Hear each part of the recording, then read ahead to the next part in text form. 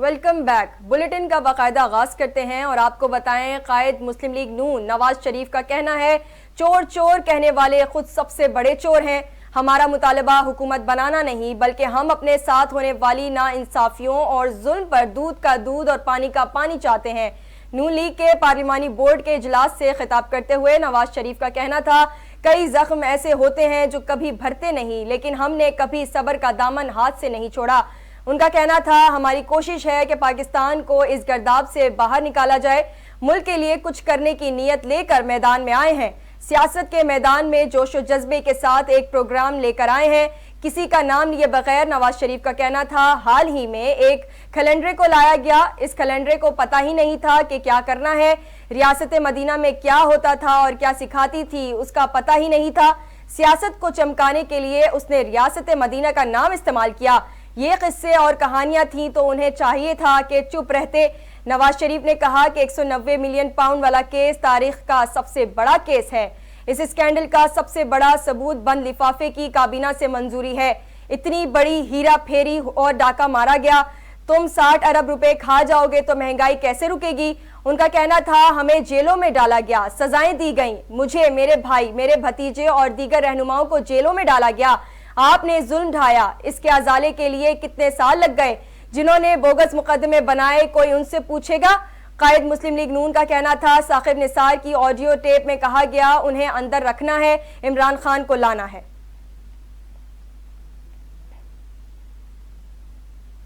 سابق صدر مملکت اور پاکستان پیپلز پارٹی کے شریک چیئرمین آصف علی زرداری نے کہا ہے کہ پیپلز پارٹی نے گزشتہ برسوں میں ہمیشہ عام آدمی کے مسائل کے خاتمے کے لیے کوششیں کی ہیں۔ اپنے قیام کے آغاز سے ہی اس کے بانی انقلابی رہنما ذوالفقار علی بھٹو کا روٹی، کپڑا اور مکان کا نعرہ پی پی پی کی بنیادی اقدار اور اخلاقیات سے لازم و ملزوم ہے، جس کی تکمیل کے لیے پارٹی نے ان گنت قربانیاں دی ہیں اور اس کی بنیاد میں شہداء کا خون بھی شامل ہے۔ سابق صدر آصف علی زرداری کا کہنا تھا کہ جدید دنیا کی تاریخ میں کسی جماعت نے اپنے منشور کی تکمیل کے لیے پیپلز پارٹی سے زیادہ قربانیاں نہیں دی ہیں۔ ان کا کہنا تھا کہ پیپلز پارٹی نے مسلسل آگے کی جانب سفر کیا اور اپنے تجربات سے سیکھا ہے۔ اس طرح ہم ایک نئے جوش اور فرض کے احساس کے ساتھ پاکستانی عوام کی خدمت کے لیے تیار ہیں۔ انہوں نے کہا کہ شفافیت اور گڈ گورننس کو یقینی بنانے کے لیے خوراک، تعلیم اور صحت جیسے اہم محکموں کی مکمل ڈیجیٹلائزیشن ناگزیر ہے، کیونکہ یہ محکمے عام آدمی کی فلاح و بہبود کے لیے ضروری خدمات فراہم کرتے ہیں۔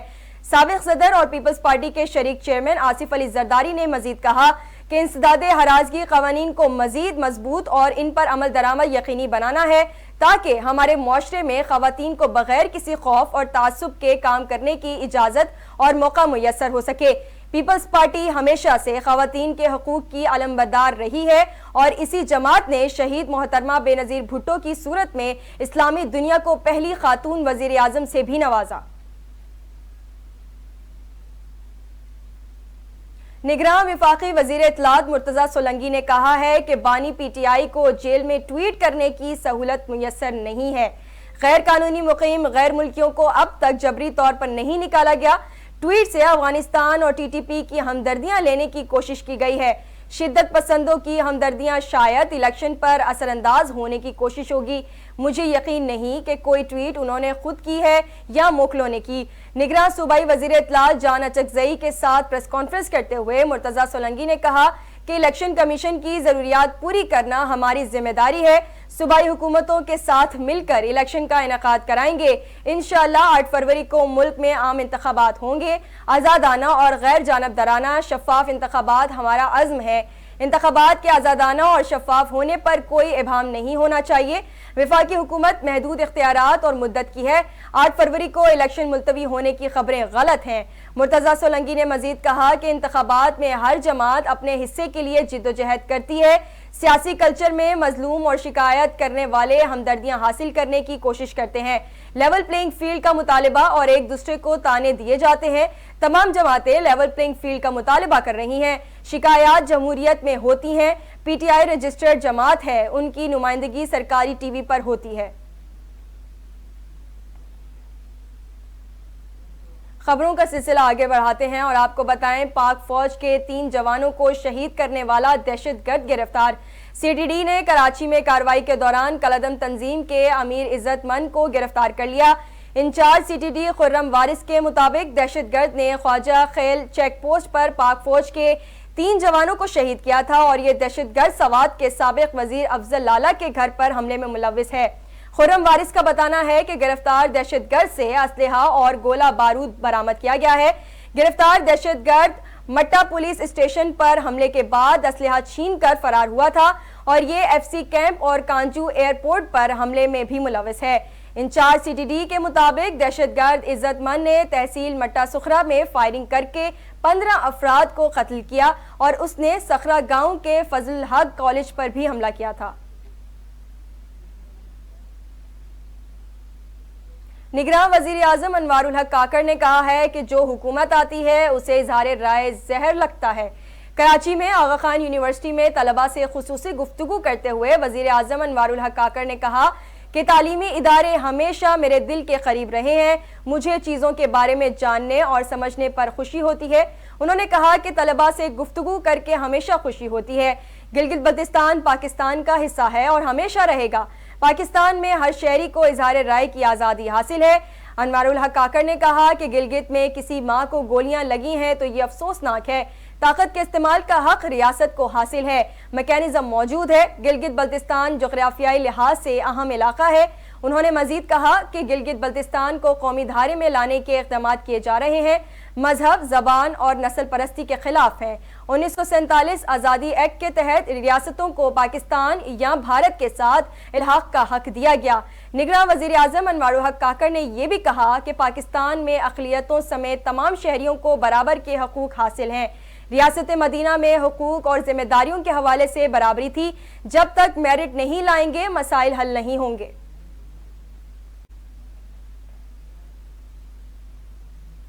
PTI انٹرا پارٹی الیکشن کالعدم قرار دینے کی درخواست پر تحریک انصاف کو نوٹس جاری کر دیا گیا۔ چیف الیکشن کمشنر کی سربراہی میں 5 رکنی کمیشن نے PTI کے انٹرا پارٹی انتخابات کالعدم قرار دینے کی 14 درخواستوں پر ابتدائی سماعت کی، جس میں درخواست گزار اپنے وکلاء ساتھ الیکشن کمیشن میں پیش ہوئے۔ دوران سماعت اکبر ایس بابر کے وکیل نے اپنے دلائل میں کہا کہ تمام جماعتیں انٹرا پارٹی الیکشنز کراتی ہیں۔ PTI کو الیکشن کمیشن نے انٹرا پارٹی الیکشنز کرانے کا حکم دیا۔ 30 نومبر کو پبلک نوٹس ہوا اور 2 روز بعد الیکشنز کرا دیا گیا۔ یہ ایک ایسے الیکشنز تھے جہاں ووٹر لسٹ وغیرہ کچھ نہیں بتایا گیا۔ PTI نے الیکشنز کا شیڈول نہیں دیا۔ الیکشن کمیشن کے سامنے اکبر ایس بابر کی PTI سینٹرل سیکریٹریٹ جانے کی ویڈیو بھی چلائی گئی۔ وکیل نے کہا کہ ویڈیو کے فرانزک کے لیے جن موبائل سے بنے وہ فراہم کرنے کو تیار ہے۔ وکیل نے کہا کہ الیکشن کمیشن ماضی میں ویڈیوز کو بطور ثبوت تسلیم کر چکا ہے۔ ہم اس حوالے سے بیان حلفی دینے کو تیار ہیں۔ 2 دسمبر کے فراڈ انٹرا پارٹی الیکشنز کو تسلیم نہ کریں۔ درخواست گزار راجہ حامد زمان نے کہا کہ تحریک انصاف نے جعلی الیکشنز کروا کر توہین الیکشن کمیشن کی ہے۔ PTI کے خلاف توہین الیکشن کمیشن کی کارروائی کی جائے اور تحریک انصاف کا انتخابی نشان روکا جائے۔ بعد ازاں الیکشن کمیشن نے PTI کو نوٹس جاری کر دیا اور سماعت 12 دسمبر تک ملتوی کر دی۔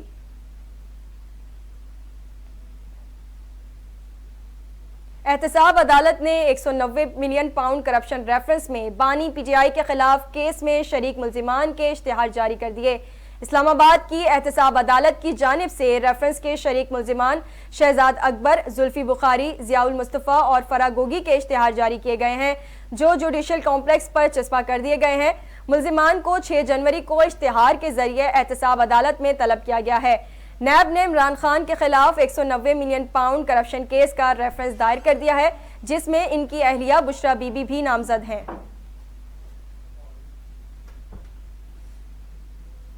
پاکستان پیپلز پارٹی کے سیکریٹری جنرل نیّر بخاری نے کہا ہے کہ عوامی جمہوری جماعت پیپلز پارٹی کے خلاف ہمیشہ کمزور جماعتیں اتحاد بناتی ہیں۔ اگر مخالفین کلین صرف کر سکتے تو اتحاد بناتے، نہ مددگاری کے محتاج ہوتے۔ اپنے بیان میں نیّر بخاری کا کہنا تھا پارٹی چیئرمین بلاول بھٹو عوام میں موجود اور خوفزدہ مخالفین گھروں میں مقید ہیں۔ PP رہنما کا کہنا تھا کہ انتخابات کا انعقاد آئینی تقاضا ہے جو آئین کی بالادستی کے لیے لازم ہے۔ پارلیمانی جمہوری نظام کا تسلسل ہماری جدوجہد و قربانی کا مرہون منت ہے۔ دیرپا پائیدار سیاسی استحکام شفاف اور غیر جانبدارانہ انتخابات کے ذریعے ممکن ہے۔ نیر بخاری کا کہنا تھا کہ سیاسی قائدین، ووٹرز اور امیدواروں کی سیکیورٹی کی فراہمی ضروری ہے۔ سیکیورٹی دینا سرکاری اداروں اور انتخابات کرانا الیکشن کمیشن کی ذمہ داری ہے۔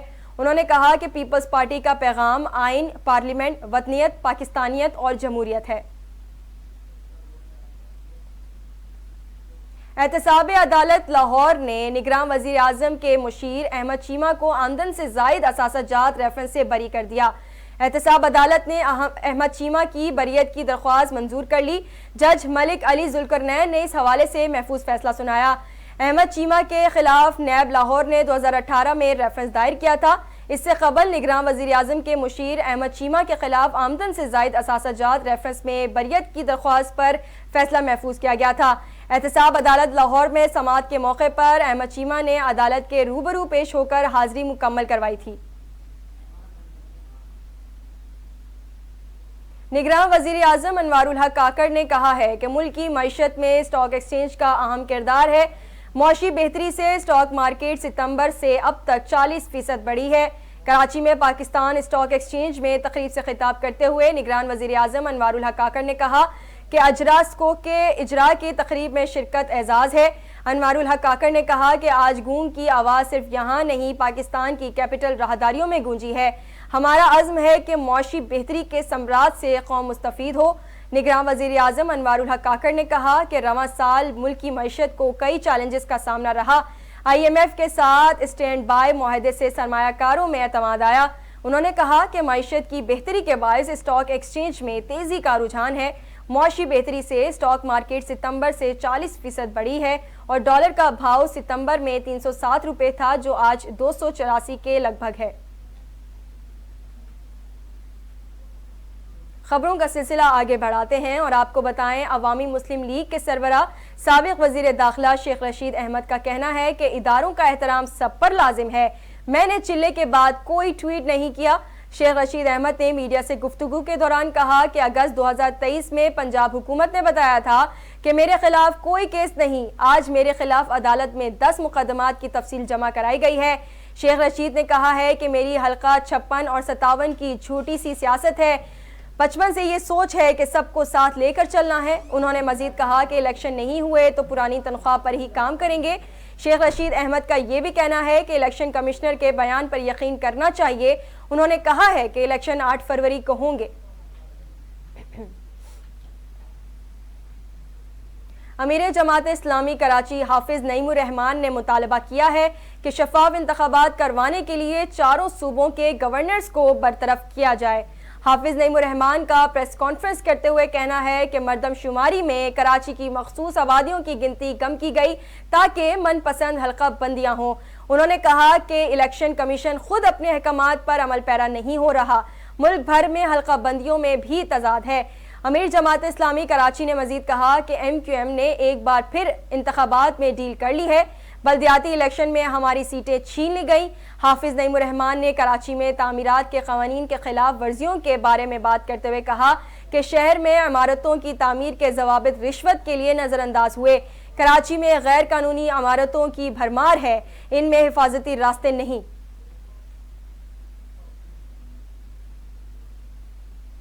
سپریم کورٹ نے مونس الہی کے خلاف FIR بحال کرنے کی اپیل سماعت کے لیے مقرر کر دی۔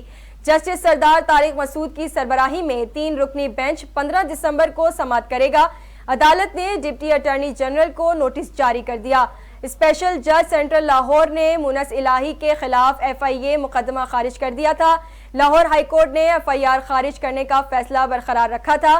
FIA نے مونس الہی کے خلاف مقدمہ خارج کرنے کا فیصلہ سپریم کورٹ میں چیلنج کیا تھا۔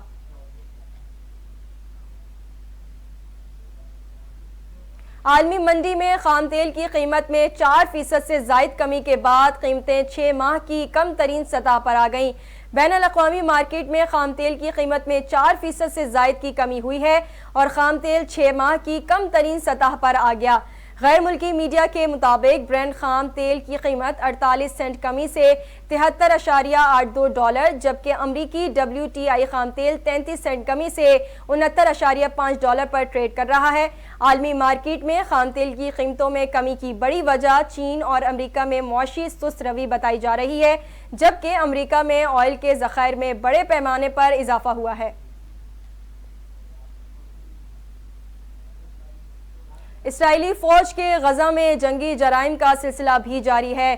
غیر ملکی میڈیا کے مطابق اسرائیلی فوج نے غزہ کے عام فلسطینیوں کو گرفتار کیا اور انہیں بے لباس کر کے زمین پر بٹھا دیا۔